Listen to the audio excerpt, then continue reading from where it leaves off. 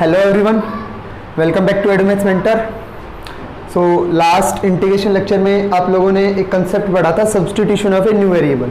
ठीक है, तो सब्स्टिट्यूशन ऑफ न्यू वेरिएबल में हमने देखा कि आपको इंटीग्रल्स इस टाइप के मिलेंगे कि आप उनको मतलब इजीली स्टैंडर्ड फॉर्म में कन्वर्ट नहीं कर पाते और ना उनकी सॉल्यूशन कर पाते। देन आपको एक नया वेरिएबल इंट्रोड्यूस करना था, उसकी हेल्प से आप इजीली अपने इंटीग्रल को सोल्व कर पा रहे थे। ठीक है, सो उसके बेस पे आज हम आगे क्वेश्चंस करेंगे एक्सरसाइज 2.2 के नेक्स्ट एक्सरसाइज। जैसा कि आप सभी को बताया, हम एलिमेंट्स के मैथमेटिक्स की सभी एक्सरसाइज सोल्व करेंगे। सो अगर आपको किसी भी क्वेश्चन के किसी भी पार्ट में प्रॉब्लम होती है देन आप वीडियो लेक्चर से हेल्प ले सकते हैं एंड जो नीडी स्टूडेंट्स हैं उनको भी बता सकते हैं। अगर किसी भी क्वेश्चन के अंदर किसी भी पार्ट में कोई प्रॉब्लम होती है तो हर क्वेश्चन की सॉल्यूशन हम यहाँ पे लेके आने वाले हैं। सो देखिए, आज जब आप नेक्स्ट लेक्चर पढ़ोगे तो उसके अंदर आपको कुछ और स्टैंडर्ड फॉर्म्स की रिक्वायरमेंट होगी। सो देखिए, सबसे पहले आप लोगों ने जब इंटीग्रेशन स्टार्ट किया था तब आपके पास स्टैंडर्ड फॉर्म्स थी, साइन एक्स का इंटीग्रेशन, कोस एक्स का इंटीग्रेशन, ठीक है, सीकेंट स्क्वायर एक्स का इंटीग्रेशन था, कोसिकेंट स्क्वायर एक्स का इंटीग्रेशन था, स्क्वायर की टर्म्स में इनके इंटीग्रेशन थे। लेकिन अगर इनको लीनियरली देखा जाए, मतलब इनकी पावर 1 वाला इंटीग्रेशन नहीं था ना स्टैंडर्ड फॉर्म के, आज हम वो भी रीड करेंगे कि डायरेक्ट कोसिकेंट एक्स का इंटीग्रेशन हो तो आप उसको कैसे, मतलब उसकी स्टैंडर्ड फॉर्म क्या होती है। उसके बाद हमने टेंजेंट और कोट के पढ़े ही नहीं थे, तो टेंजेंट और कोट के भी डायरेक्ट इंटीग्रेशन आ गया हमारे पास। साइन और कोस के हम पहले पढ़ गया, चूंकि साइन का क्या होता है माइनस कोस, कोस एक्स का क्या होता है इंटीग्रेशन साइन एक्स। सो देखिए, आज टेंजेंट एक्स अगर आपको मिल जाए कहीं इंटीग्रेशन में तो आप उसको डायरेक्ट क्या लिख सकते हैं, क्या होती है इसकी स्टैंडर्ड फॉर्म, टेंजेंट एक्स का इंटीग्रल होता है minus of log cos x, या फिर आप क्या बोल सकते हैं log ऑफ सीकेंट एक्स। ये दोनों फॉर्मूले एक ही हैं, बस log की प्रॉपर्टी को खोल के इनको चेंज किया हुआ है। आपको पता है cos x क्या होता है, 1/secant x होता है ना log, तो log ऑफ 1/secant x होता है। तो आप ये देखो log m/n क्या होता है, log m minus log n, तो log of 1 minus log of secant x आ जाएगा आपके पास। ठीक है, तो log 1 क्या होता है 0, ये नेगेटिव आगे आ जाएगा और एक नेगेटिव पहले से, ये दोनों क्या हो जाएंगे पॉजिटिव, तो आपके पास ये फॉर्मूला आ जाएगा log सीकेंट एक्स। तो कुछ नहीं है, ये चारों फॉर्मूले दो दो करके दे रखे हैं, ये कोई भी दो फॉर्मूले नहीं है, आपको सिर्फ एक लर्न करना है, बाकी सब लोगरिथम की प्रॉपर्टी से खोल रखे हैं। ठीक है, लोगरिथम की प्रॉपर्टी अप्लाई करके इनको अलग अलग बनाया हुआ है, कुछ भी नहीं है। ऐसे ही देखो साइन एक्स 1/, तो मतलब इनको लोगरिथम की प्रॉपर्टी के अकॉर्डिंग आगे प्रोसीड किया हुआ है। सो देखो, तो टेंजेंट एक्स का इंटीग्रेशन क्या हो जाएगा माइनस log कोस एक्स या फिर log ऑफ सीकेंट एक्स। मैं इनको डायरेक्ट यूज करूंगा, आपको पता होना चाहिए उनका कि हाँ टेंजेंट एक्स का इंटीग्रेशन ये होता है। ठीक है, कोट एक्स का इंटीग्रेशन क्या हो जाएगा log साइन एक्स या फिर minus log cosecant x.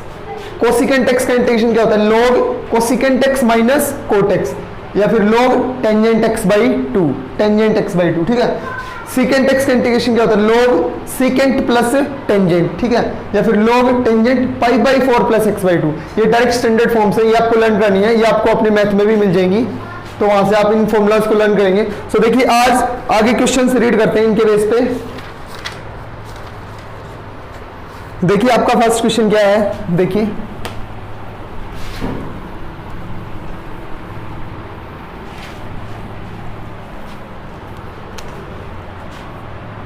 Integral है x/1 प्लस x⁴ dx। ठीक है, इसको हमने सबसे पहले i कंसीडर कर लिया। उसके बाद देखो लास्ट लेक्चर्स में अगर हम देखें तो यहाँ पे अगर पावर इक्वल मिले ऊपर वाले के साथ तो सबसे पहले क्या करते हैं डिवाइड। मैं ये बात आपको हमेशा बताता हूँ क्योंकि बच्चे क्या करते हैं भूल जाते हैं, अगर ऊपर नीचे कोफिशिएंट्स जो वेरिएबल होता है उसकी पावर इक्वल है तो उसको डिवाइड कराना पड़ता है। पॉलिनोमियल्स अगर ऊपर नीचे सेम डिग्री के हैं तो सबसे पहले डिवाइड करवाते हैं, या फिर छोटी है नीचे पॉलिनोमियल तो भी डिवाइड करवाते हैं। यहाँ पे देखो बड़ी है तो हम क्या कर सकते हैं, कुछ भी नहीं, तो यहाँ पे हमको क्या करना पड़ेगा, नया वेरिएबल सब्स्टिट्यूट करेंगे।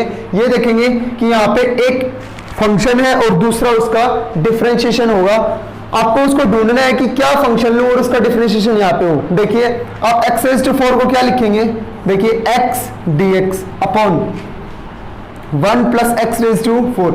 एक बात हमेशा ध्यान रखना, जो भी फंक्शन का, ऑलवेज रिमेंबर, जो भी फंक्शन का आप जो भी फंक्शन चूज करोगे, जो भी फंक्शन, उसका जो डेरिवेटिव होगा ना, उसका जो भी डेरिवेटिव होगा वो हमेशा dx के साथ डायरेक्ट मल्टीप्लाई में होना चाहिए, डायरेक्ट मल्टीप्लाई के अंदर। ठीक है, कोई भी फंक्शन चूज करो, कोई भी एनी फंक्शन आपके इसके अंदर इंटीग्रल के अंदर, सॉरी इंटीग्रेंड के अंदर कोई भी फंक्शन चूज करोगे, जब आप उसको अनदर वेरिएबल में सब्स्टिट्यूट करोगे तो उसका जो डेरिवेटिव आएगा यहाँ पे इसके अंदर जो उसका डेरिवेटिव होगा वो dx के साथ डायरेक्ट मल्टीप्लाई में होना चाहिए, ठीक है। तो आप देखो जो x है, x किसका डेरिवेटिव होता है, ऑब्वियसली इससे एक पावर ज्यादा x स्क्वायर का डेरिवेटिव, x किसका डेरिवेटिव होता है, x स्क्वायर का।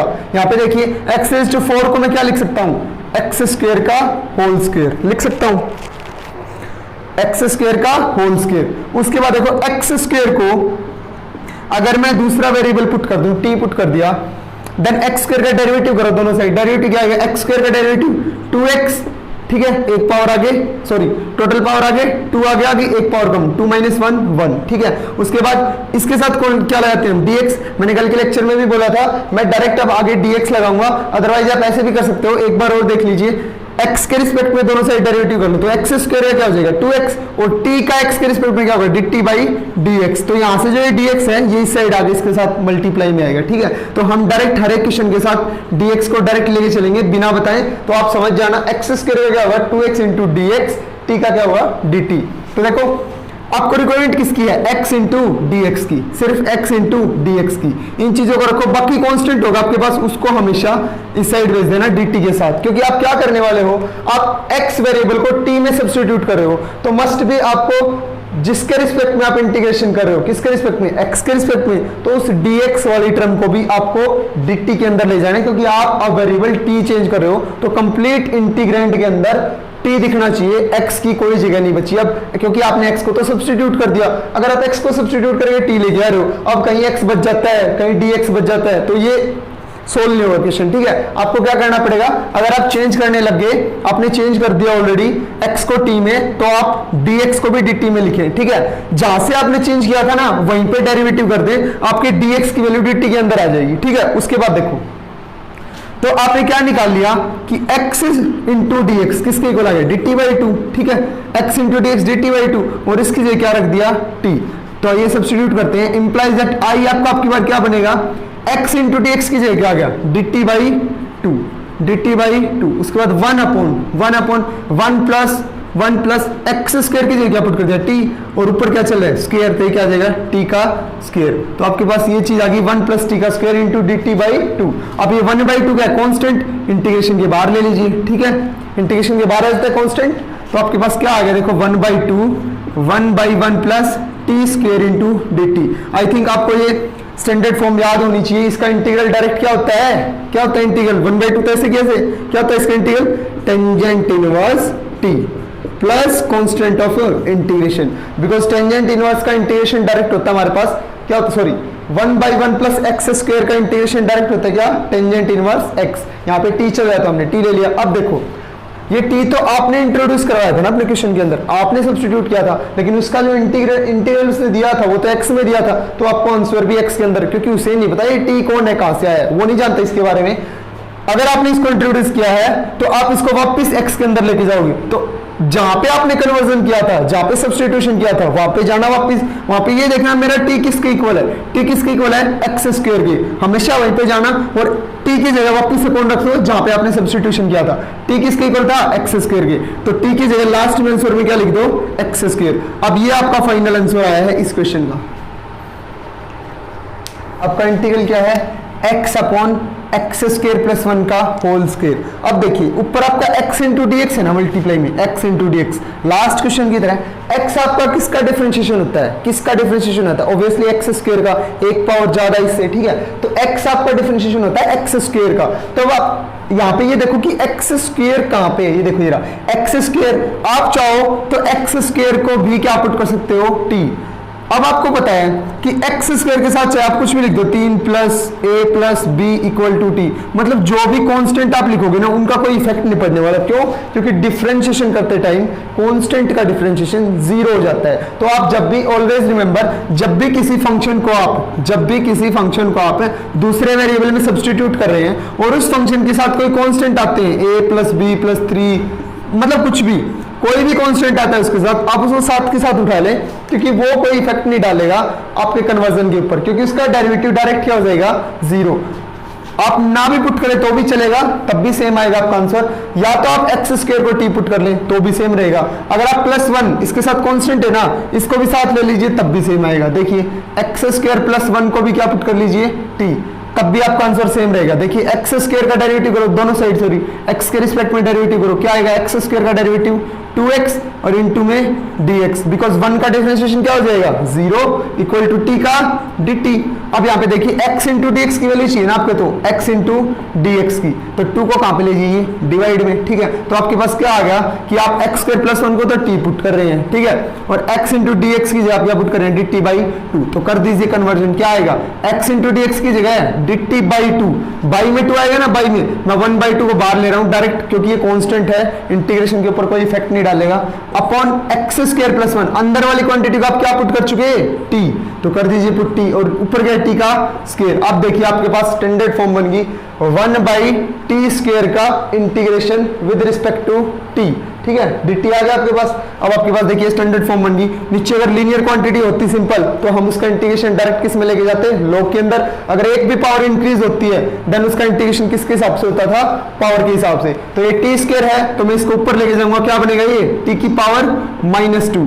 अब देखिए t एक लीनियर क्वांटिटी है, t एक लीनियर क्वांटिटी, उसकी पावर -2, पावर के हिसाब से इसका इंटीग्रेशन कर दीजिए, कितना आ जाएगा 1/2 तो कांस्टेंट है, t की पावर -2 का इंटीग्रेशन, एक पावर प्लस -2 + 1 मतलब -1, टोटल पावर नीचे प्लस में कांस्टेंट। ये आपका लास्ट इंटीग्रेशन आ गया।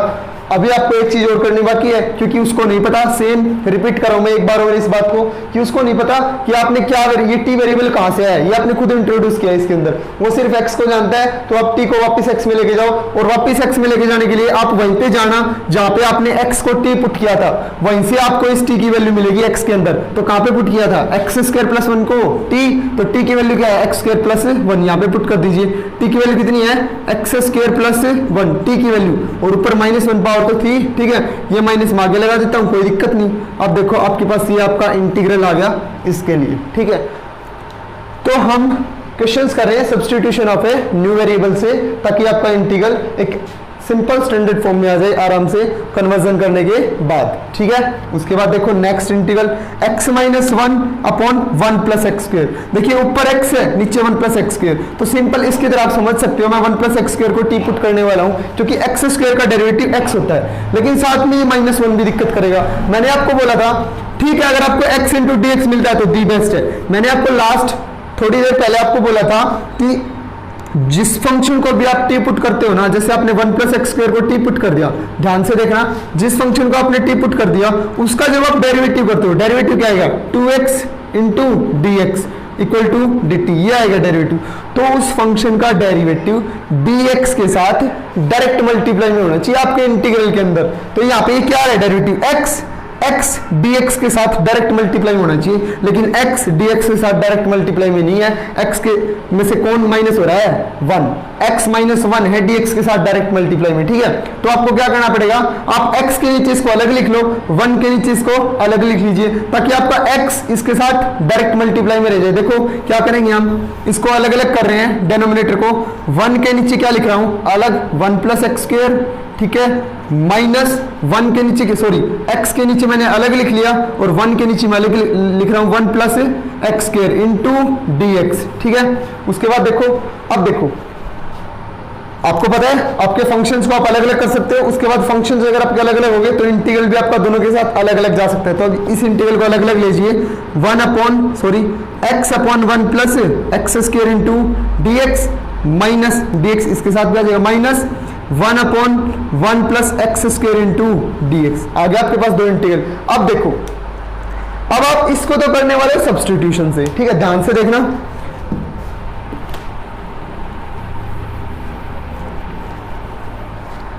आपके पास ये स्टेटमेंट आ गई x/1 + x² × dx -1/1 + x² × dx। अब आपके पास ये दो स्टेटमेंट आ गई, आप इसको तो करने वाले हो सब्स्टिट्यूशन से, एज लाइक टू, मतलब लास्ट वाला जो क्वेश्चन था आपने 1 + x² को टी पुट किया, क्योंकि इसका derivative 2x that is x constant term कोई मैटर नहीं करती, x डायरेक्ट dx के साथ मल्टीप्लाई में है, जब आप इसको t पुट करेंगे तो आपको इसका डेरिवेटिव ऊपर मिल जाएगा और ये आपका वेरिएबल सब्स्टिट्यूट हो जाएगा, ठीक है। लेकिन इसके अंदर देखिए, इसके अंदर तो आपको सब्स्टिट्यूट करने की रिक्वायरमेंट ही नहीं है, क्योंकि ये तो डायरेक्ट एक्सटेंडेड फॉर्म है। Integration of 1/1 plus X square क्या होता है, tangent inverse x plus c। Last questions में हमने इस फॉर्मूले को रीड आउट किया था कि 1/1 प्लस एक्स स्क्वायर क्या होता है, टेंजेंट इनवर्स x, ठीक है। तो इसमें आपको चेंज करने की जरूरत है नहीं, लेकिन अब आप यहाँ पे अगर ये बोलेंगे कि put 1 plus X square equal to T, अगर आप ऐसा बोलेंगे कि मैं 1 प्लस एक्स स्क्वायर को टी पुट कर रहा हूं, तो ये बात जो है इसको टी पुट करने वाली इसके साथ भी काउंट होगी, लेकिन हमें इसके साथ काउंट करनी नहीं। तो यहाँ पे आगे आप क्वेश्चन को कैसे करेंगे, देखिए क्वेश्चन को रिप्रेजेंट करने का भी सही आपके पास वे होना चाहिए। सिंपल सी बात है, आप एग्जाम में बैठ के क्वेश्चन को रिप्रेजेंट करके आएंगे, उसको बता के तो नहीं आएंगे ना एग्जामिनर को कि मैं ऐसे ऐसे निकालूंगा। जब आपकी एग्जाम सीट चेक करेगा तो ऐसे तो नहीं ना कि वो पर्टिकुलर सभी बच्चों को बुलाएगा कि आपने ये कैसे कर दिया, मेरे को समझाओ, मेरे को बताओ। जो आपने उसके अंदर लिख रखा है उसी से आपको वो जज करेगा कि मेरे को क्या बताना चाहता है, ठीक है। तो आपको बताने का अंदाज भी मतलब वे भी आपका सही होना चाहिए, मतलब जो आपने लिखा है उससे गलत कुछ भी मतलब नहीं निकलना चाहिए उस चीज का, ठीक है। तो अगर आप यहाँ पे आप ऐसा बोल रहे हो कि 1 प्लस एक्स स्क्वायर को टी पुट कर दूं तो वो दोनों में काउंट होगा, लेकिन ऐसा तो हमें करना नहीं। इसलिए हम इस स्टेप में आगे क्या करते हैं, जब आपको एक की रिक्वायरमेंट होती है, मतलब एक ही चीज के अंदर आपको चेंज करना है, देन आप क्या करना ऑलवेज, सबसे पहले आप इसको आई मान के चले थे ना, आई मान के चल पड़े इस इंटीग्रल को। अब यहाँ पे आके इस इंटीग्रल को सिर्फ इसको मान लेना I1, इस इंटीग्रल को मान लेना I2। अगर आपको आई निकालना है, देखिए अगर आपको आई निकालना है तो आपका आई किसके इक्वल आया, I1 माइनस I2। मतलब अगर आपको आई की वैल्यू चाहिए तो आपको I1 निकालना पड़ेगा और I2, और उन दोनों को क्या कर देना माइनस। तो देखिए हम सबसे पहले I1 निकालते हैं, तो I1 के लिए फिर आप I1 को अलग से लिखना, that is x upon 1 plus X square, ठीक है। I1 लिखने के बाद I1 equal to X upon 1 plus X square लेके चल पड़े। अब आप बोल सकते हो इसके अंदर कि put 1 plus X square equal to T, क्योंकि ये चीज जो है अब सिर्फ I1 के अंदर काउंट होगी, ना कि इसके अंदर, ठीक है। अब इसको टी पुट कर दिया तो कर दीजिए, अब दोनों साइड क्या कर दीजिए, डेरिवेटिव। डेरिवेटिव क्यों करना पड़ता है, dx की वैल्यू के लिए डेरिवेटिव करो। देखो 2x into D X equals to D T, हमें x इंटू डी एक्स चाहिए तो 2 कहां पे चल जाएगा, डिवाइड में ऑब्वियसली, ठीक है। तो x इंटू डी एक्स की वैल्यू कितनी आ गई आपके पास, डी टी बाई 2, और 1 प्लस एक्स स्क्वायर को आप क्या पुट कर चुके हैं, t। तो आपका इंटीग्रल I1 किसके अंदर रिड्यूस हो जाएगा, x into D x D T by 2, D T by 2। तो 1/2 को मैं क्या ले रहा हूं, बार कॉमन कांस्टेंट है, ठीक है।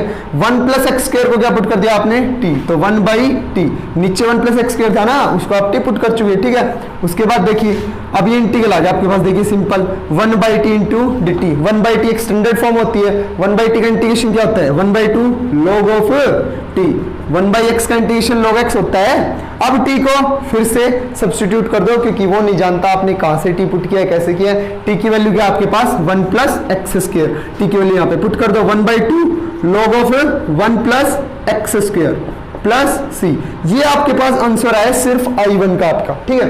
आपके पास जो I1 था वो सोल्व किया आपने। फिर आप नीचे चल के इसके नीचे आप I2 लिखोगे। I2 कितना आपके पास 1/1 plus X square into D x, और उसको डायरेक्ट आप लिख देना क्या, tangent inverse x plus c1। Sorry I2 के साथ आप क्या लेके चलेंगे, c2, और I1 के साथ आप कांस्टेंट क्या लेके चलेंगे, c1। Constant of integration I1 के साथ क्या लेना, c1, और I2 के साथ क्या लेना, c2। कोई जरूरी नहीं है कांस्टेंट ऑफ इंटीग्रेशन आप कुछ भी ले सकते हैं, ये सिर्फ एक कांस्टेंट लगाना होता है हमें, ठीक है।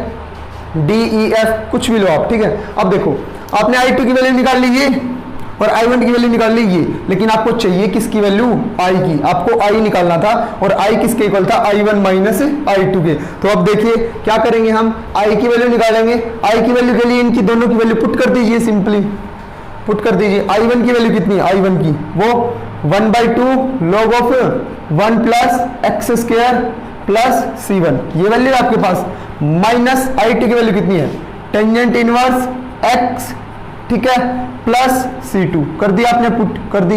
ये आपके पास आपका इंटीग्रल आ गया। यहाँ पे भी छोड़ सकते हो, या फिर आप इनको क्या कर सकते हो, c1 ये माइनस का हो जाएगा, ये कांस्टेंट भी माइनस का, इन कांस्टेंट को इकट्ठा कर लो, कांस्टेंट को इकट्ठा कर लो, क्या आ जाएगा माइनस टेंजेंट इनवर्स x, और प्लस में c1 माइनस में c2। अब इन दोनों कांस्टेंट को भी आप इकट्ठा कर सकते हो, मर्ज करके इन कांस्टेंट को मैं क्या नाम दे दूंगा, c, कि जो c1 क्योंकि ये कांस्टेंट है, 5 4 10 15 कुछ भी आएंगे, 10 में से 15 घट जाएगा -5, उसको अलग नाम दे दिया क्या, c। ठीक है, तो इस कांस्टेंट को आप क्या नाम दे दीजिए अब, c। तो प्लस में कांस्टेंट, तो ये आपका कंप्लीट इंटीग्रल आ गया क्या, x minus 1/1 plus X square की सॉल्यूशन आ गया आपके पास कितनी, 1/2 log of 1 plus X square minus tangent inverse x plus constant of integration. Constant of integration आप कभी मत भूलना। नेक्स्ट क्वेश्चन के ऊपर, क्वेश्चन क्या है, x upon root 2x square plus 3। देखिए x डायरेक्ट मल्टीप्लाई में है ना dx के साथ, अब x किसका इंटीग्रेशन डिफरेंशिएशन होता है, ऑब्वियसली x स्क्वायर का। अब आप चाहे ना तो सिर्फ x स्क्वायर को भी टी पुट कर सकते हैं, लेकिन उसके मल्टीप्लाई में कोई कांस्टेंट हो कोई दिक्कत नहीं करेगा कभी भी, प्लस में कोई कांस्टेंट हो कभी कोई दिक्कत नहीं करेगा। हाँ, अगर प्लस में वेरिएबल है देन वो ऑलवेज आपको दिक्कत करेगा। अगर आप जिस फंक्शन को पुट करना चाहते हैं उसके मल्टीप्लाई में कोई कांस्टेंट हो, उसके प्लस में कोई कांस्टेंट हो, वो चीजें आपको कभी दिक्कत नहीं करेंगी। आप उन कंप्लीट को उठा के दूसरे वेरिएबल में सब्स्टिट्यूट कर सकते हो, वो सारी चीजें खत्म हो जाएंगी आपके पास। अगर प्लस में होगी तो उसका डेरिवेटिव 0 हो जाएगा पुट करने के दौरान, अगर ये मल्टीप्लाई में होंगी तो ये उस साइड चली जाएंगी। ठीक है, आपको उनकी रिक्वायरमेंट नहीं, क्योंकि कांस्टेंट आप लेके जा सकते हो dt के साथ। ठीक है, अब देखो तो हम इस कंप्लीट को क्या पुट करने वाले हैं, t। तो put 2x square plus 3 equals to t। जो रूट के अंदर क्वांटिटी है ना उसको हम t पुट कर रहे हैं, क्यों, क्योंकि हमें यहाँ पे हमारा x स्क्वायर मिलेगा और उसका डेरिवेटिव होता है x। ठीक है, अब देखो इसका डेरिवेटिव क्या हो जाएगा, 2 पावर आगे 4x, ठीक है, प्लस में 3 का 0, तो साथ में कौन लग जाएगा, dx इक्वल्स टू t का dt। ये पता चल गया ना मैंने dx क्यों लगाया, क्योंकि मैं सिर्फ इस साइड x के रिस्पेक्ट में डेरिवेटिव कर रहा हूँ इसका, तो x 2x करेगा क्या हो जाएगा 4x, 3 का 0 और t का dt बाई dx, और वो बाई वाला dx इस साइड आ जाएगा। ठीक है, अब देखो तो आपके पास ये डेरिवेटिव आ गया, लेकिन आपको चाहिए x इंटू dx, सिर्फ x इंटू dx की वैल्यू। तो देखो x इंटू dx की वैल्यू कितनी आपके पास, dt बाई 4, तो यहाँ से आपकी वैल्यू आ जाएगी dt बाई 4। तो यहाँ पे पुट कर दीजिए वैल्यू, क्या आ जाएगी आपके पास, x इंटू dx की वैल्यू dt बाई 4, मैंने पुट कर दी dt बाई 4, लेकिन डिवाइड बाई 4 है, कांस्टेंट है, मैं बाहर लेके आ सकता हूँ इंटीग्रेशन से, कोई दिक्कत नहीं, 1/4 बाहर आ गया। उसके बाद 1 बाई रूट भी ऐसे की ऐसे, रूट के अंदर जो क्वांटिटी थी ना उसको मैंने क्या पुट किया है, t, तो रूट t, इसका मेरे को क्या करना है अब, इंटीग्रेशन। देखिए स्टैंडर्ड फॉर्म आ गई, 1 बाई रूट टी मतलब t की पावर 1/2, 1 बाई टी की पावर 1/2, स्टैंडर्ड फॉर्म है ना। अगर अकेली लीनियर होती तो लोग में चला जाता, और लीनियर को छोड़ के और कुछ भी पावर है किसके हिसाब से करना होता है, पावर के हिसाब से, क्योंकि t क्या है, लीनियर क्वांटिटी, और उसकी पावर कितनी है 1/2, तो इसको हम कैसे करेंगे, पावर के हिसाब से। तो इसको ऊपर लेके जाइए 1/4 t की पावर -1/2 इंटू dt। अब इसका कर दीजिए इंटीग्रेशन, क्या होगा, एक पावर प्लस, तो t में 1 -1/2 में एक प्लस करूंगा तो क्या हो जाएगा, प्लस का 1/2 टोटल पावर प्लस का 1/2 प्लस कांस्टेंट, ये आ गया आपके पास इंटीग्रल आपका। लेकिन नहीं, आपको अभी इस t को भी सब्स्टिट्यूट करना है वापस से। ठीक है, तो आपका ये जो 2 है ये कहां पे चल जाएगा, ऊपर। ठीक है, जो t है उसको सब्स्टिट्यूट करना है वापस x में, क्योंकि आपका क्वेश्चन था x में। ठीक है, तो वापस x में सब्स्टिट्यूट करने के लिए वहीं पे जाओगे जहां पे आपने कन्वर्जन किया था, यहाँ पे किया था आपने t को क्या पुट किया था, ये, तो 2x स्क्वायर प्लस 3 t की जगह पुट कर दीजिए, क्या, 2x square plus 3 raise to power 1/2, ये आपका आ गया कंप्लीट इंटीग्रल। ठीक है, उसके बाद देखिए नेक्स्ट,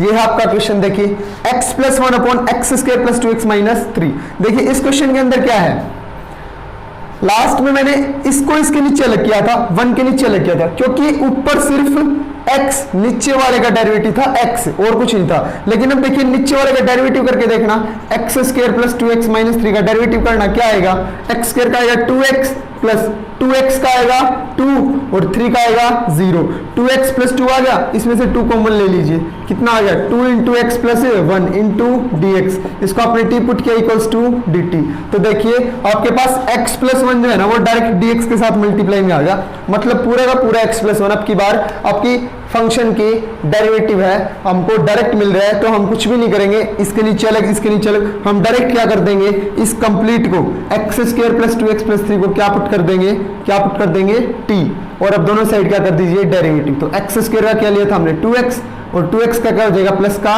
2, 3 का 0 into D x equal to D t. ठीक है, इस कंप्लीट क्वांटिटी के मल्टीप्लाई में dx आता है भाई, ठीक है ना। तो 2 को क्या ले लेंगे अब यहाँ से कॉमन, क्योंकि हमें कौन चाहिए x + 1, ठीक है, इक्वल टू dt। अब 2 क्या कांस्टेंट, उस साइड जा सकता है, तो 2 आपका इस साइड आ गया, ठीक है, डिवाइड में। अब x + 1 × dx, x + 1 × dx, इसकी जगह तो क्या पुट कर दूं मैं dt/2, और डिवाइड में इस क्वांटिटी की जगह क्या पुट कर दूं मैं t, ठीक है। तो आज ये आपके पास जो i है आपका वो कौन आ जाएगा, x + 1 × dx की जगह dt/2, मतलब 1/2 कांस्टेंट बाहर कौन आ जाएगा dt, और 1/1 इसकी जगह तो 1 आ चुका, बाई में इसकी जगह क्या पुट कर चुके आप t, 1/t। अब ये देखिए आपके पास स्टैंडर्ड फॉर्म आ गई 1/t × dt। 1/t का इंटीग्रेशन आप जानते हैं क्या होता है, 1/t का इंटीग्रेशन क्या होता है, log of t plus constant.